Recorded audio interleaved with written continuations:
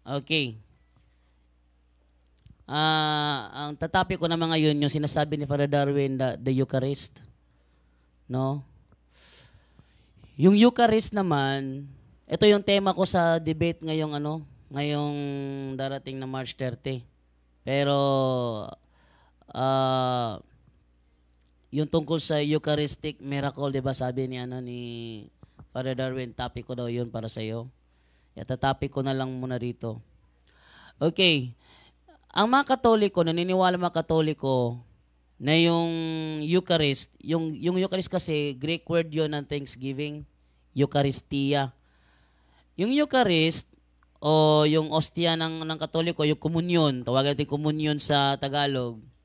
Yun ay sa Katoliko, yun ay literal na katawan ni Kristo, literal.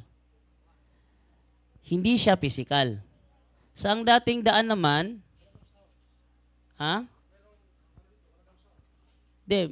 ayo. Wait lang ha. Hey. Diyan, kabila. Hey. Hello. Meron? Namatay. Okay. Ayan, may yan, bantayan mo yan, baka mamatay. Okay, ngayon. Yung komunyon sa Katoliko, sabi nila kasi, ang dating daan, ang komunyon is hindi yung ginagawa ng Katoliko na may ostya, inaangat, katawan ni Kristo, tatanggapin naman, amen. Di daw yun kasi aral. Yung pangangaral, yung pagtuturo sa aral, yun na ang Eucharist. Yun na ang sinasabi natin komunyon. Pero hindi. Dahil doon sa Last Supper, kung naalala natin, si Kristo mismo, meron talaga siyang iniangat na tinapay. Literal na iniangat na tinapay. Sabi niya, tauto estin to soma mo. This is my body.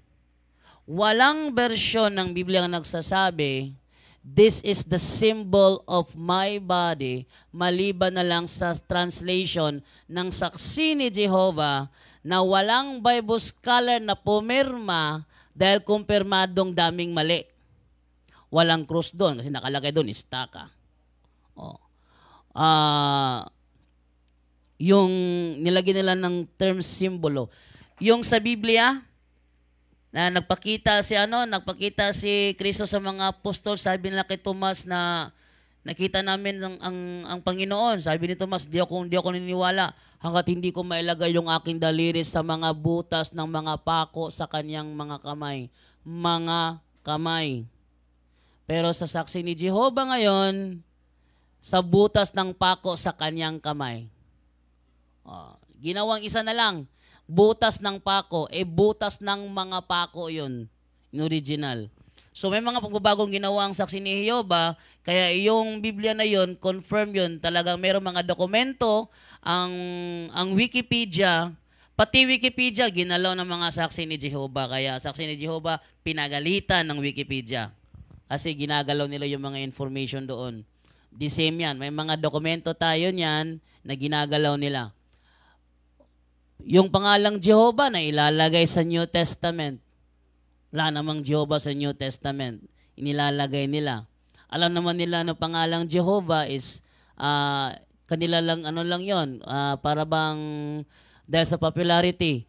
While inclining the word Yahweh as the more correct way, we retain the form Jehovah because of the people's familiarity with it since the 14th century. Nang ilang version dumaan, we retain the form Jehovah by centuries hanggang nawala na talaga yon sa kanilang forward ng kanilang Biblia. Sa Greek manuscript, ang ginamit talaga doon, tauto estin to soma mo, this is my body. Asan doon ang physical body ni Kristo? Yung may hawak ng tinapay o yung tinapay na kanyang dala? Ang physical body doon, yung may hawak. Ano yung hinawakan? Ang tawag doon, sacramental body. Yung iglesia, body of Christ din yan. Ang tawag doon, mystical body of Christ. Tanong, yung iglesia ba literal na katawan ni Kristo? Yes. Hindi naman yun, figurative. Literal talaga yun na katawan niya, the mystical body of Christ. Yun namang ostia, literal ba yun? Yes, literal pa rin yun. Literal na sacramental body of Christ. Yung katawan niyang may hawak no, literal ba yun? Literal din yun. Yun ang physical body niya. So, ibig sabihin, hindi turo ng Katoliko sa Eucharist na ang Eucharist is the physical body of Christ. Dahil ang nangyayari during consecration is tinatawag nating transubstantiation. Dahil sa prayer na ginawa ng simbahan, na nakuha mula sa mga apostol, naturo din naman ni Kristo, nagkakaroon ng transubstantiation during consecration. Ito. Pag sinabing transubstantiation, yung substance lang niya, mula sa substance ng tinapay, na ililipat sa substance ng katawan ni Kristo. Na ililipat. Sa madaling salita, ang substance lang ang nabago. Hindi ang physical na anyo. Iba yung physical na anyo eh. Ngayon, yan ang opisyal na katuruan ng simbahan. Yung ostia na kinonsecrate ng pare, nagiging literal na katawan ni Kristo, hindi physical na katawan ni Kristo. Ang nabago, ang substance, hindi ang accidents. Ano yung accidents? Yung mismong itsura. Yun ang accidents. Pero may pagkakataon na nabago yung itsura mismo, yung accidents mismo. Ewan ko lang kung mayroon ba ako dito, nasali ko ba ito sa mga references ko. Try ko lang. Ito kung makita ko. Ito. Ating unahin yung sa Lanciano, Italy. Ayan. Wait lang ha. Ito. Yan. Ito sa Lanciano, Italy. Nakikita ko sa camera? Dili ko dipita. Pero mabalhin-balhin ako siya. Yan lang. Ito yung Lanciano, Italy. Yan yung simbahan kung saan is nangyari ang milagro ito. 750 AD nangyari. Isang Brazilian monk, isang Brazilian na pare, ang nagduda. Sabi kasi niya, teka ha, sabi natin sa misa, katawan ni Kristo. Sabi naman ng mga tao, amen. Tanggap naman sila. Kung titikman, di naman lasang laman. Di naman lasang dugo. Tinapay pa rin.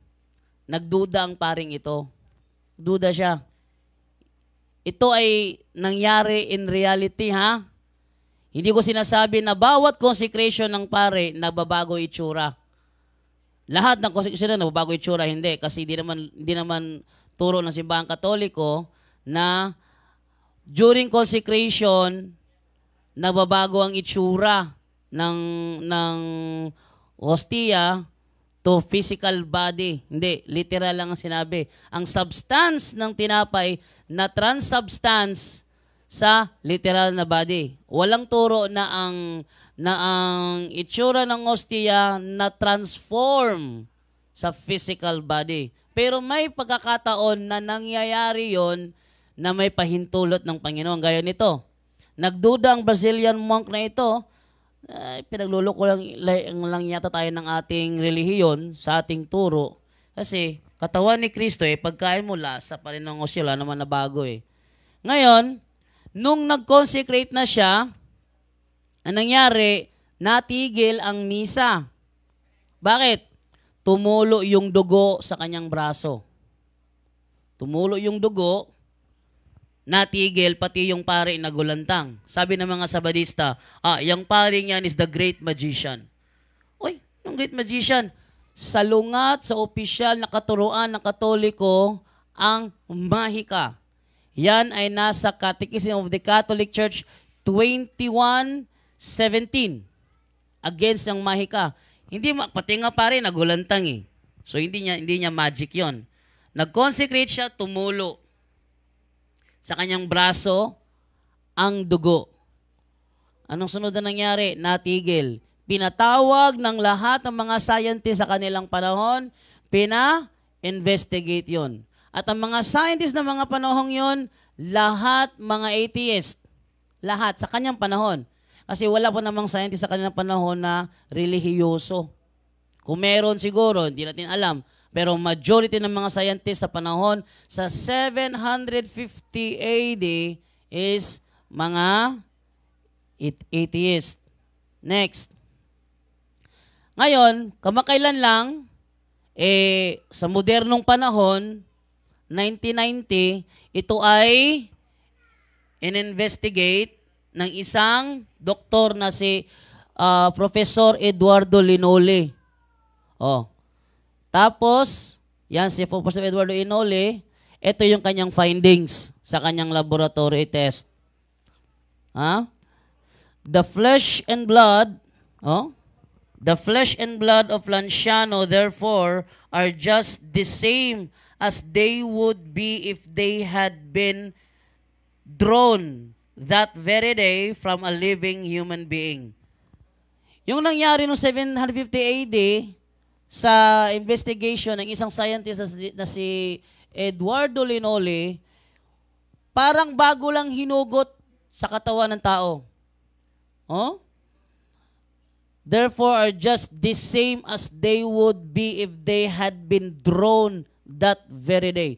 Below the heart arteries. So, scientific laboratory ginamit dito, napatunayan na meron siyang heart arteries and veins can be easily identified as well as a double slender branch of the vagus nerve. The conservation of the flesh and the blood left in their natural state for 12 centuries and exposed to the influence of atmospheric and biological elements remain an extraordinary phenomenon. The Linole Report. Ngayon, yung kaniyang findings, for 12 centuries, para bang nakatiwangwang lang ng ganyan, walang nilagay na preservatives, kahit na anong elemento, pero buhay. Buhay. Ito. Pakita natin yung findings ni Eduardo Linole. Pakita ko ha. Ang findings ni Eduardo Linole. Ito. Yan o. Dr. Eduardo Linole, a professor of anatomy and pathological histology and of chemistry and clinical microscopy and former head of the laboratory of pathological anatomy at the Hospital of Arezzo, is the only doctor who has analyzed the relics of the miracle of Lanciano. Bakit miracle? Kasi pati science hindi na may paliwanag. It means kahit na anong gawin nilang laboratory test, di nila mapeke. Di nila mapapatunayang peke. Ganyan na pag-iimbestiga. Gagawa sa ng paraan para mapatunayang peke yan, pero walang bias. Gagawin nila lahat ng paraan para mapatunayang modus yan, peke yan, nang walang gagawing bias. Pag bumagsak sila at napatunayang tunay yan, tunay talaga yan. Ayan ang ginawa dito ni Eduardo Linole. Sabi dito, his findings have stirred interest in the scientific world. Linole was entrusted with a study. He was assisted by Dr. Ruggero Bertelli, retired professor of human anatomy at the University of Siena. Linole extracted parts of the relics with great care and then analyzed the remains of miraculous flesh and blood. He presented his findings on March 4, 1971. So, pinisenta na niya ngayon. His study confirmed that the flesh and blood were of human origin. So sa kanyang study, yung ostia na kinonsecrate ng pare, nagkaroon ng laman na may dugo. At yung laman at dugo na yon sa kanyang laboratory test were of human origin. Galing sa tao. The flesh was unequivocally cardiac tissue. So yung laman na nasa ostia, cardiac tissue yon. And the blood was of type AB. Consulted by Zenith, Linolle explained that, as regards the flesh, I had in my hand the endocardium, therefore there is no doubt at all that it is cardiac tissue. So talagang pinag-aralan bawat detalye ng nasa ostia na nagkaroon ng laman na kinonsecrate ng pare. Yan, confirm na myocardium galing sa cardiac tissue. Pag sinabing cardiac tissue, sa puso. Next, in regard to the blood, the scientific emphasized that the blood group is the same as that of the man of the Holy Shroud of Turin. And it is particular because it has the characteristics of a man who has born and lived in the Middle East region. Yung dugo, in-study nila, katugma sa dugo na lumalabas sa Holy Man sa Shroud of Turin. Yung Shroud of Turin, ginagawa ng paraan ni Eli Soriano yan na patunayan niyang mali. Wala namang may pakitang ebidensya. Sabi niya na ano na yan ng mga scientist. Asan ang referensya niya? May referensya tayo dito na ang scientist na nag-investigate noon ay si Dr. Zugibe. Ang nag-investigate noon. At yung dugo na yon, tugma sa dugo na nakita sa kalis at sa ostia. The AB blood group of the inhabitants of the area in fact has a percentage that extends from 0.5% to 1%, while in Palestine and the regions of the Middle East, it is 14 to 15%. Sabi ni Dr. Eduardo Linolle. Linolle's analysis revealed no traces of preservatives. So, napatunayan na walang halong preservatives. Pero buhay pa rin. Napuntahan ni Father Darwin to nung siya nagpunta doon sa Italy, nakita niya buhay pa rin. In the elements, meaning that the blood could not have been extracted from a corpse. Sa kanyang pagsisiyasat, napatunayan niya na ang dugo mismo hindi kinuha mula sa bangkay. Buhay na buhay. Sabi ni Soriano, kapag walang alak, kulang. Sinabi na yun eh. Wait lang ating Sabi ni Soriano, kapag wala raw alak, kulang. Saan ko ba nakita yun? Kulang. Try ko nga to, search ko nga dito, kulang. Kung makita ko ba, kulang. Eto, walang inom kulang, sabi ni Soriano. Kakain, iinom. Ba't ikaw hindi ka pinainom? Ang sabi ni Kristo, kainin, tapos uminom. Talagang natural yung pagka kumain, iinom. Bakit yung mga pinakaing membro hindi pinainom? Kulang. Wala sa nakasulat yon. Kulang. Wala sa nakasulat yon. Kulang. Wala sa nakasulat yon. Yan sabi ni Eli Soriano. Kulang. Wala sa nakasulat yon. Pero in reality, ang nangyari talaga, may dugo na. May dugo na. So, hindi kulang kasi may dugo na eh. Linolle's report was published in Quadernes Labo de Diagnostica Clinica e de Laboratory in 1971. Yung dugo, presko, buhay, hindi galing sa bangkay. In 1973, the Higher Council of the World Health Organization appointed a scientific commission to verify. Pati yung World Health Organization nagsagawa ng paraan para i-verify ang kanyang findings. The Italian doctor's conclusion The work was carried out over 15 months. 15 months, dinoble check ang kanyang mga investigation. 15 months, dinoble check lahat ng mga yon, mga laboratory result niya, with a total of 500 examination.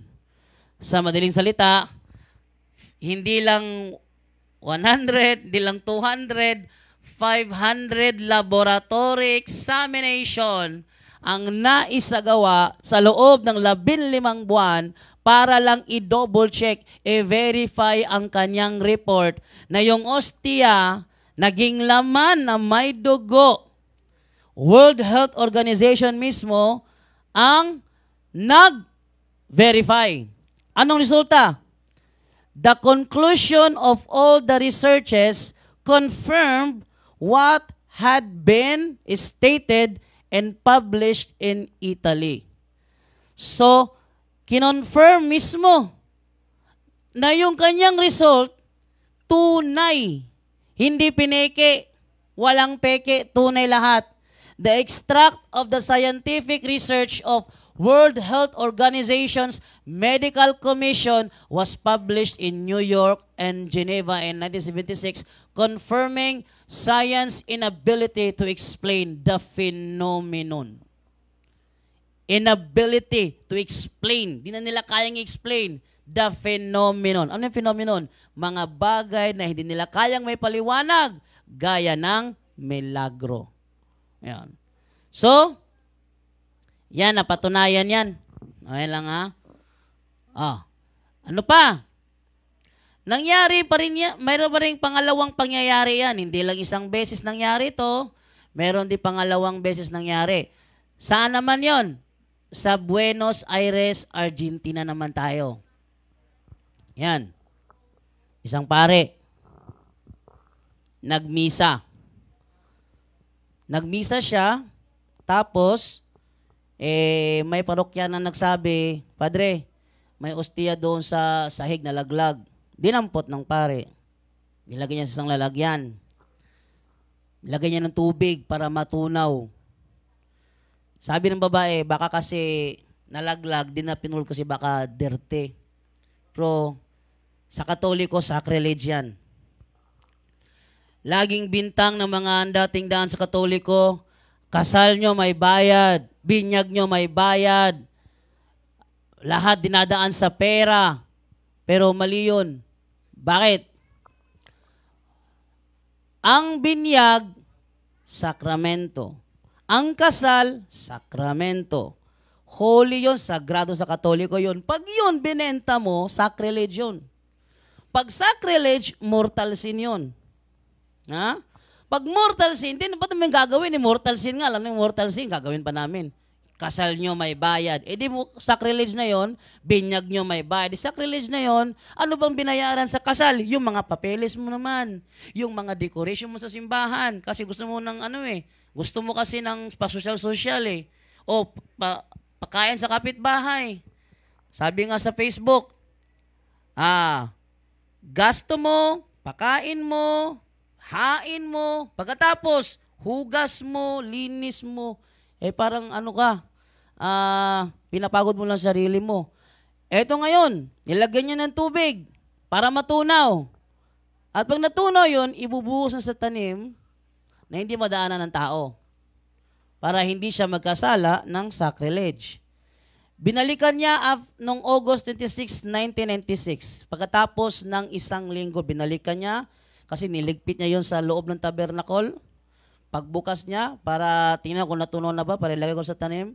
Nang sinilip niya, nagulantang siya kasi yung ostia nagkaroon ng laman at dugo. Yan yung top view. Ito yung side view ng ostia, nagkaroon ng laman at dugo. Ilang araw ang dumaan, mas lumabas ang mga dugo at ang laman. Wala siyang ginagalaw dyan. Kaya ang kanilang obispo na si Cardinal Jorge Bergoglio nagpatawag ng scientist. Itong si Cardinal Jorge Bergoglio, ito na ngayon si Pope Francis. Nagpatawag siya ng scientist para i-investigate ang nangyari sa hostia. Ang scientist na kinuha, atheist, si Dr. Ricardo Castañon. Siya yung kinuha. Yan. Ngayon, siya ang nag-scientific laboratory test sa naturang hostia na naging laman at dugo. Ito yung ano nyo, yung kanyang ginawang mga laboratory exams. Yan. Yung hostia, naging laman na may dugo. At napatunayan niya na ito ay may human DNA. Ang dugo, blood type AB pa rin. Ang laman, human origin pa rin. So, 3 taon sa kamay niya yon. Yung naturang yung naturang sleepy na. Oh, yan. Yung naturang hostia. 3 taon niyang hawak yon. Ang ginawa niya, dahil lahat ng kanyang findings, the same pa rin, kailangan niya ng second voice. Dinala sa New York, pinaimbestigahan sa pinakabihasang scientist pathologist doon na si Dr. Frederick Zugibe. Yan. Cardiologist and forensic pathologist. Ngayon, anong ginawa niya? Ginawa nilang, para bang parang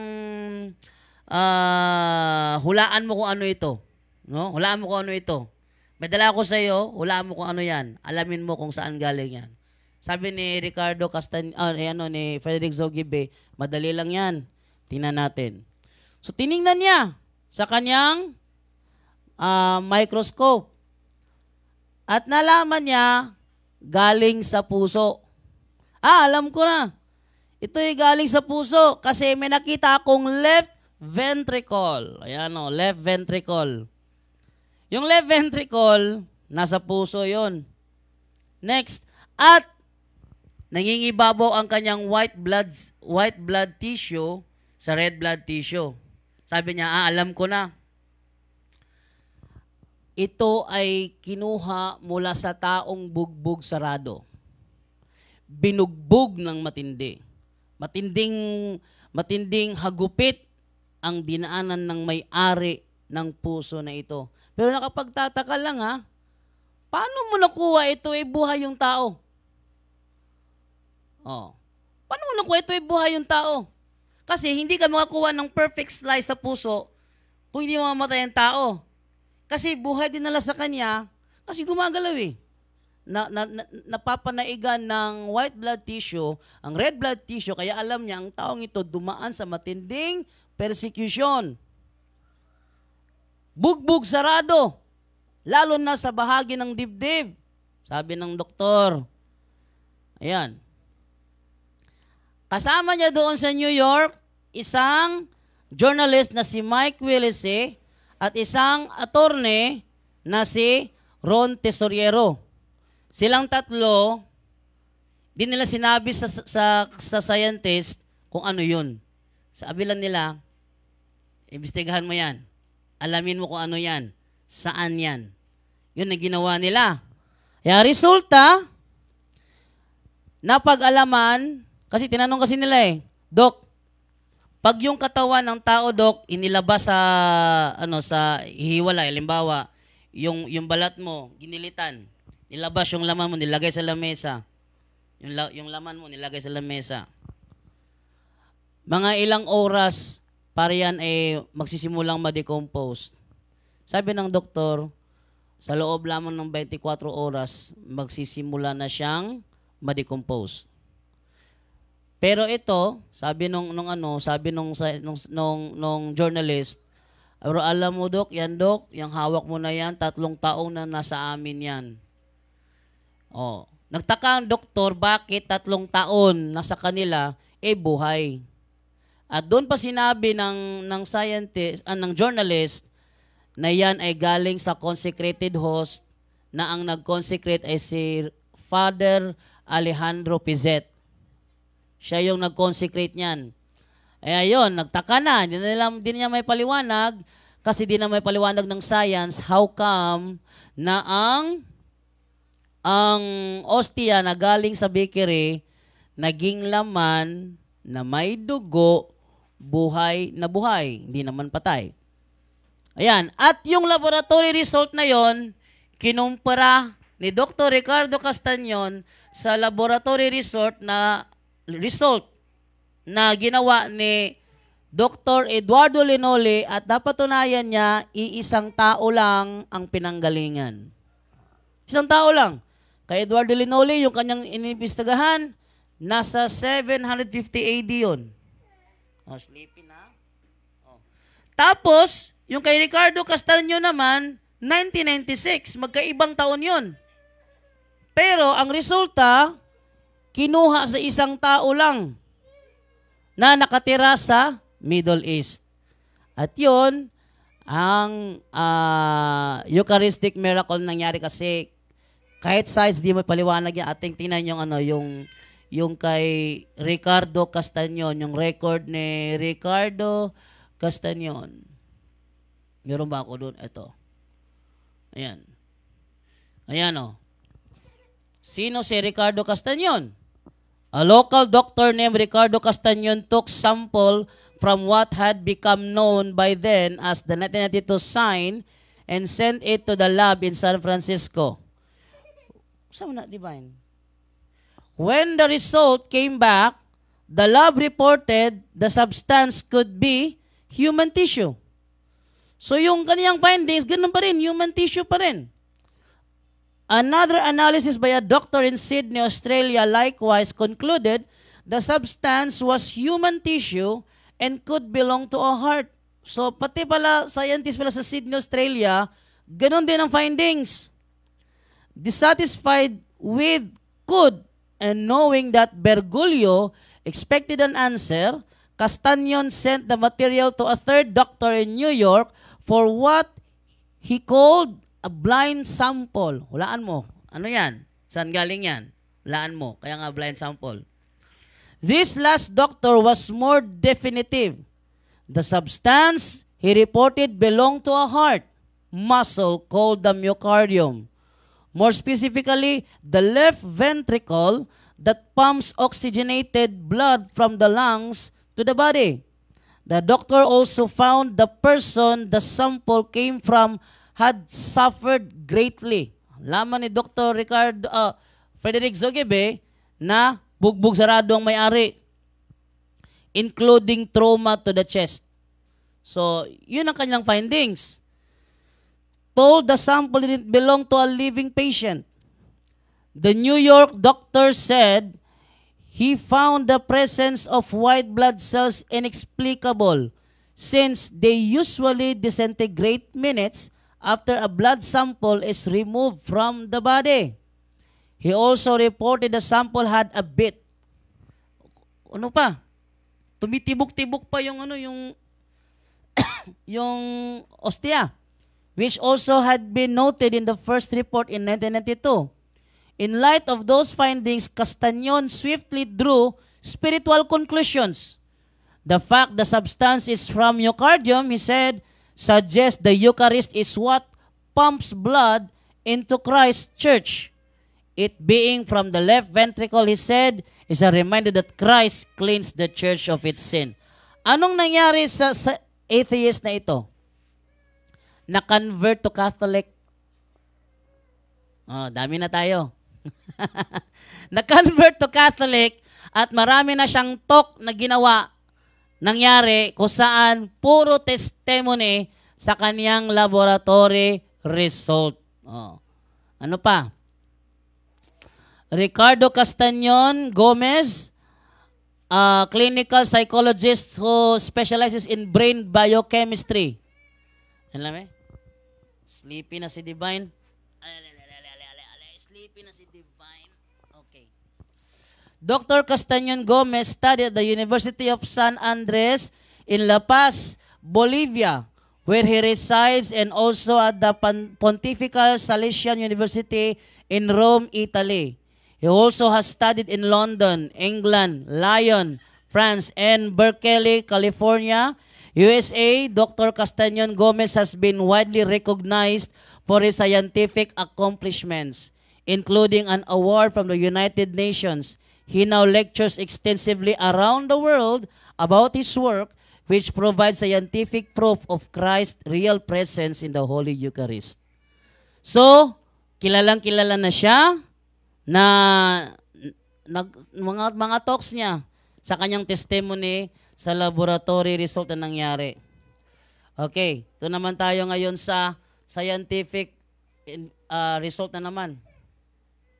Ito tayo sa scientific result. Ayan, sa investigation. Ayan, the scientific investigation. Various investigations have tried to assess the relics with varying results with the development of scientific capabilities over the centuries. One set of measurements were made in 1574 by Archbishop Antonio Gaspar Rodriguez, who determined that the blood divided into 5 unequal parts weighs as much altogether as each does separately. A 21st historian of science calls the miracle of the weights. Meron pa. In 1971, the specimen were analyzed by Eduardo Linoli, a professor in anatomy and pathological histology as well as chemistry and clinical microscopy and former head of the Laboratory of Pathological Anatomy of the Hospital of Arezzo. He published his results in Quadernes Labo de Diagnostica Clinica et de Laboratory 1971. Linoli's analysis was confirmed in 1981 by Ruggero Bertelli, a retired professor of human anatomy of the University of Siena. According to the Linoli study, the flesh is human cardiac tissue of type AB. So hindi siya biro. Scientist na mismo ang nag-imbestiga. Sino naman ng mga protestante magsasabi, peke yan? Patunayan nyo. Ha? Maglabas kayo ng scientific result galing mismo sa naturang ostia na inimbestigahan nila. Di yung kukuha kayo sa ibang ostia, yun na inimbestigahan nyo. Mali yun. Kukuha kayo sa mismong inimbestigahan nila para mapatunayang mali sila. Kasi ang mga doktor na ito, hindi basta-basta ang tataas ng mga ano nila, compared sa mga tumutuligsa. He said, he found proteins in the blood. Ay, buhay, kasi may protein eh. Kung patay ito, wala nang protein to. In the same proportions as are found in the seroprotic makeup of a normal blood, Linoli found no trace of preservatives. Walang preserbatibong nilagay. Various investigation have tried to assess, ito naano ko na pala to. Ito lang ha. Ayun. Nabasa ko na pala. So, ibig sabihin, may mga pagkakataon na na-transform talaga. Pero ang official na turo ng Simbahang Katoliko, transubstantiation. Ang substance ng tinapay na transform sa substance ng katawan ni Kristo. Hindi namin turo na na-transform into physical. May mga pangyayari lang na talagang ginawa ng Panginoon ng paraan para ma-transform talaga siya. At kahit mga scientist, hindi ma-deny ang reality na yan. Kaya tinatawag yan, the Eucharistic miracle. Hindi yan nangyari sa mga Santa Cena ng ibang relihiyon. May Santa Cena ang INC, almusal sa umaga ba yun? Saan yun? Sa tanawag sa nila? Banal na hapunan sa umaga. Sa SDA, wala rin nangyari. Sa born again, meron pa sila. May tinapay, meron pang maliit na cup sa kabila na may dalang wine. Walang ganyan nangyari. Dito lang sa Katoliko yan. Pinaramdam ni Kristo ang kanyang presence sa Eucharist. So, yun lang muna ang aking topic.